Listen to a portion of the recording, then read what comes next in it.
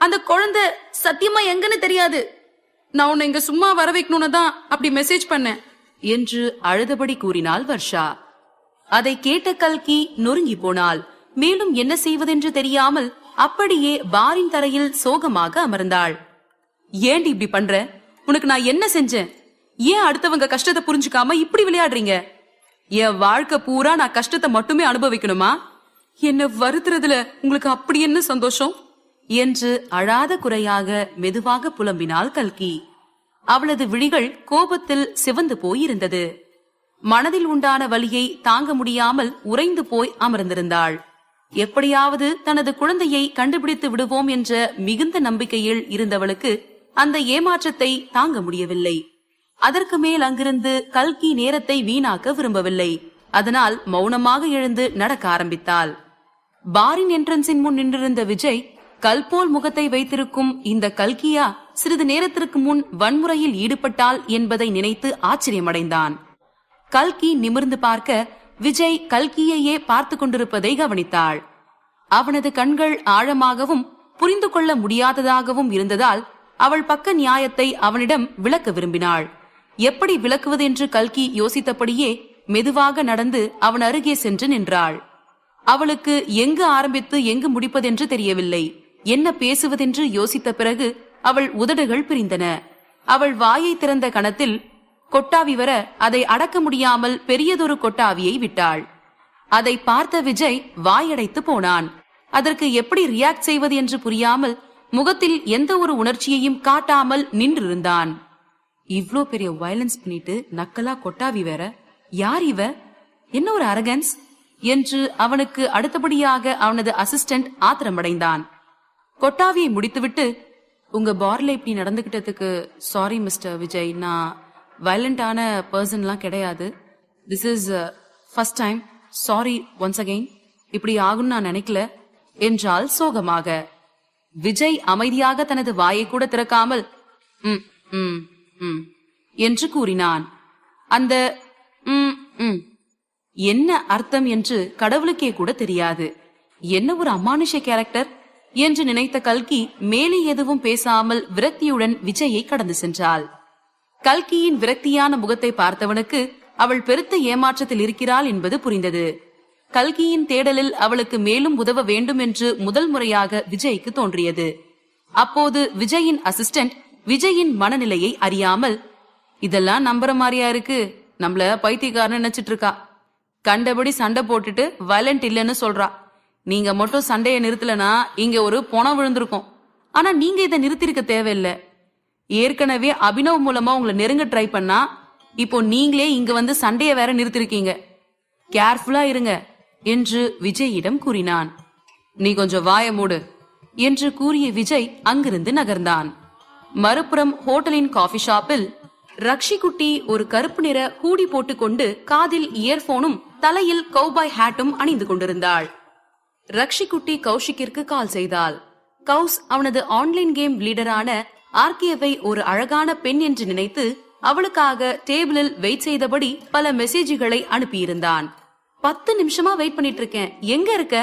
நீ அழகான பொண்ணு, அதனால தானே நீ வரல என்று பலவாறு அனுப்பியிருக்க அதை பார்க்காத ரக்ஷி கௌஷிக்கிற்கு கால் செய்தாள். அவள் கால் செய்யவும் அட்டன் செய்து காதில் வைத்தான் கௌஷிக். எங்க இருக்க கௌஸ்? டேபிள் நம்பர் என்ன என்று கேட்டவாறு நடந்து வந்தாள். Table number 28. இங்கேதான் 10 நிமிஷமா உனக்காக வெயிட் பண்ணிட்டு இருக்கேன் லீடர் என்றவாறு அவன் தண்ணீர் எடுத்து குடிப்பது ரக்ஷி குட்டிக்கு தெரிந்தது. ரக்ஷிதா சென்று கௌஷிக்கின் டேபிள் முன் நிற்க அவன் எங்க இருக்க ஆர்கே என்று சந்தேகமாக அங்கே நிமிர்ந்து தேடியபடி கேட்டான்.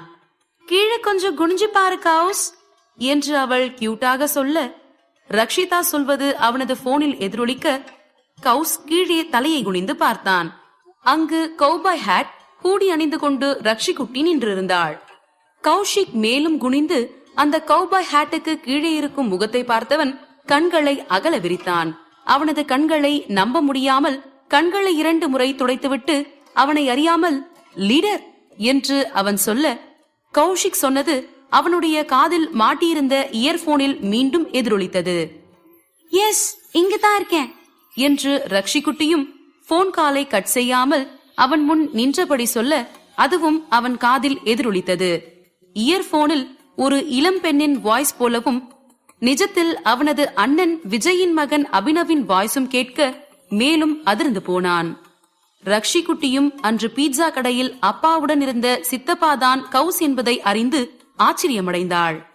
இவ்ளோ நாள் நான் உன் கூடவா கேம் விளையாடிட்டு இருந்த அபி? என் லீடர் நீயா என்று ரக்ஷி குட்டியை அவனது அண்ணன் மகன் அபினவ் என்று நினைத்து பேசிக் கொண்டிருந்தான். ஆனால் அது அபினவ் என்பதே கௌஷிக்கிற்கு அதிர்ச்சியாக இருந்தது.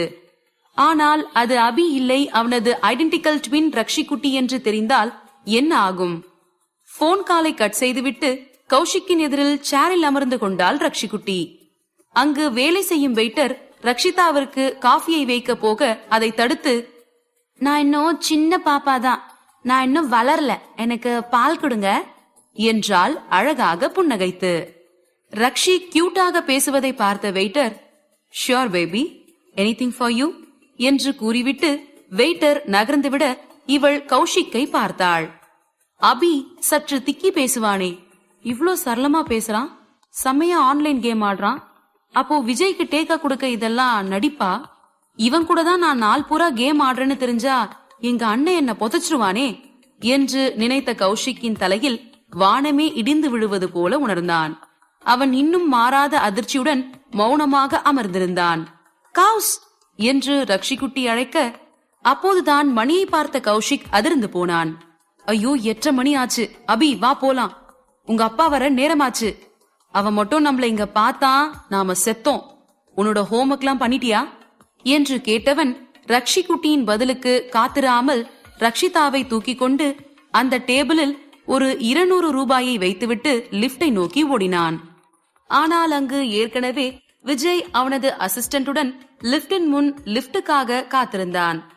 அதை பார்த்தவன் ரக்ஷி குட்டியை கீழே இறக்கி விட்டுவிட்டு, உங்க அப்பா லிப்ட்ல ஏற போறான், நான் அவனை மேல போக விடாம சமாளிக்கிறேன், நீ படி வழியா சீக்கிரமா டாப் ஃப்ளோருக்கு போயிடு, சீக்கிரம் அவனுக்கு முன்னாடி ரூமுக்கு போ, இல்ல நாம அவ்வளவுதான் என்றான்.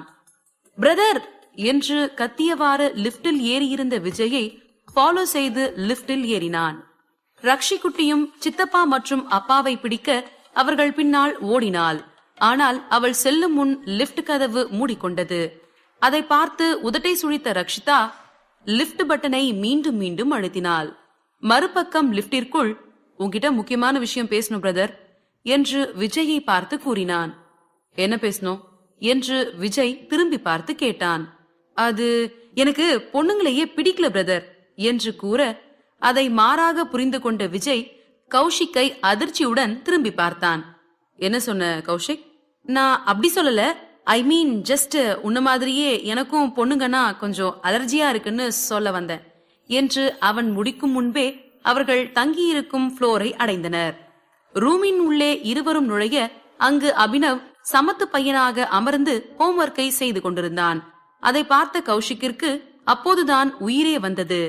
அபியை பார்த்து கண்டித்தவன், ஒண்ணுமே இல்ல விஜய், நான் தான் பொண்ணுங்களை தப்பா புரிஞ்சுக்கிட்டேன்னு நினைக்கிறேன் என்று அபினவ் ரூமை அடைந்த மகிழ்ச்சியில் டான்ஸ் ஆடியபடி அவனது ரூமுக்குள் செல்ல அதை பார்த்த விஜய், உனக்கு என்ன பைத்தியம் பிடிச்சிருக்கா, என்ன உளறிட்டு இருக்க என்று கேட்டுவிட்டு அங்கிருந்து நகர இவையெல்லாம் பார்த்து கொண்டிருந்த குழந்தை அபினவின் முகத்திலும் சிறு குழப்பம். இந்த சித்தப்பாக்கு என்ன ஆச்சு என்று மனதில் நினைத்து கொண்டே அமர்ந்திருந்தான்.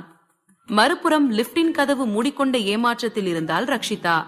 அப்போது பக்கத்தில் இருந்த லிப்ட் திறக்க அதில் ஏறி டாப் ஃப்ளோர் பட்டனை அழுத்த அந்த ஃப்ளோரின் பட்டன் செலக்ட் ஆகாமல் ஏமாற்றமடைந்தாள்.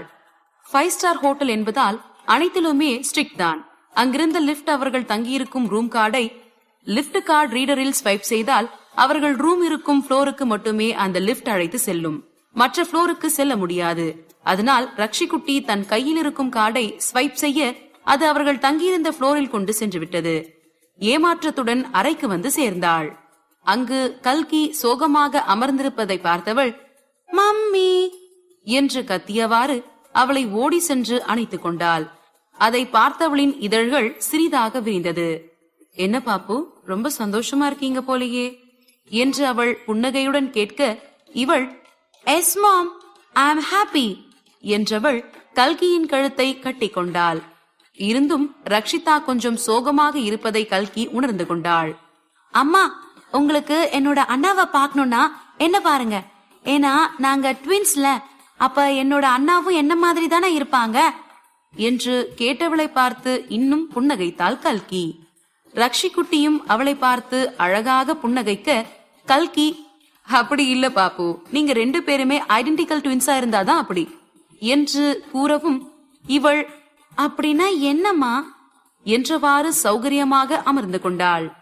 அப்படின்னா ஒரே மாதிரி அச்சு அசலா இன்னொருத்தர் இருப்பாங்க, அண்ட் ஐடென்டிக்கல்னா பார்க்க ஒரே மாதிரி இருக்க மாட்டாங்க என்று அவளுக்கு விளக்கம் கொடுக்க, ஓ, நான் என் அண்ணன் என்ன மாதிரியே இருப்பான்னு நினைச்சேன் என்று ரக்ஷிக்குட்டி கியூட்டாக சொல்லி வருத்தமடைந்தாள்.